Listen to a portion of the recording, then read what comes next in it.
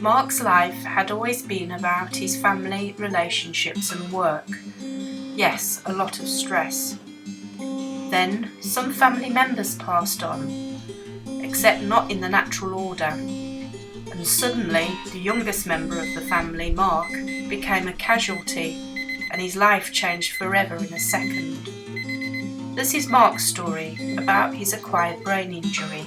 Using this video, he wants to inspire and educate others about life after an acquired brain injury. Mark suffered a massive hemorrhage on the left side of his brain, which led to a stroke, affecting the right side of his body. This was caused by extremely high blood pressure, a silent killer which Mark was ignorant about. Mark spent 5 months in hospital to learn to talk and stand up again. He had intense physio and speech and language therapy. Doctors at the hospital told Mark that after 1 year they would not expect him to improve anymore. However, therapists told Mark that they knew people who had continued to make improvements even a few years after having a stroke. Mark has aphasia, which means he has difficulty processing information, reading and writing problems. However, this does not affect his intelligence. He also suffers from extreme fatigue. These are all hidden problems. Life is now very different for Mark. He was a keen guitar player and songwriter, but cannot now play the guitar due to his disability, and to date has not been able to write a song, but he is persevering.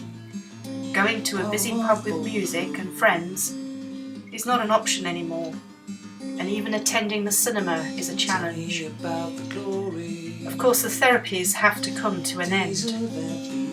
It's a bit like discovering new frontiers to find out what is out there to continue rehabilitation, as the information is not in one place. Mark's frustration with himself, his surroundings and his situation led to him venturing out into the community. He had to try to re-establish a routine. After surviving the stroke, this was a second chance for him. Going out by himself meant that this was the first time Mark had to plan since his stroke, and this time he didn't have the physical and mental ability he used to. For example, ordering a disabled taxi by phone, knowing where he was going and being able to say where he was going, making sure he had the correct money for the trip, being aware of access and accessible toilets, having an awareness of the rest he would need afterwards. Having the brain injury means using much more effort and intense concentration for simple tasks. Mark now attends a few local groups and doesn't have to justify himself to people who may be aware of his physical problems but not aware of his hidden problems. Mindfulness plays a big part for Mark, as he can only plan for the here and now.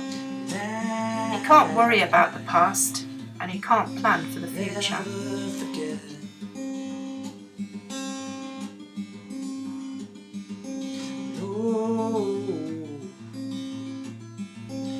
There are many challenges ahead. It will take longer to get where you want to go, and that's just on a good day. No one is on their own. Help is out there. Mark thought his world had come to an end and accepted that after his stroke, his only option was to sit at home. Now, 4 years after his stroke, he is surprised that after putting in time and effort, these people are all now part of his life, as well as his old friends. Even though he has an acquired brain injury, he has also learned that it is okay to have some fun. I should know, as I am his carer and wife.